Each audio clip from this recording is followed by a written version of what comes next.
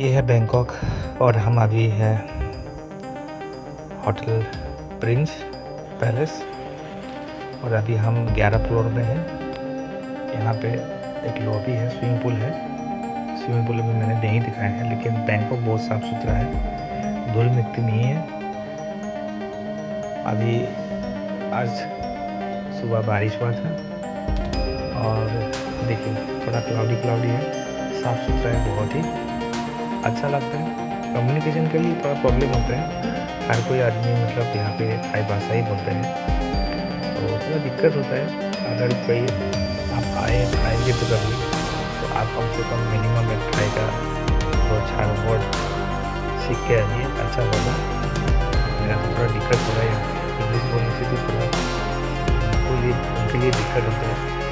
उनको मतलब ट्रांसलेटर चाहिए होता है, उनको बोलने टेक्सचर में कोई दिक्कत होता है बोलने से, क्योंकि वो लोग टेक्सचर वाला मैक्सिमम समझता नहीं है। Thank you. Please like, share and subscribe my channel. If you like, it will inspire me to create more content for you in the future.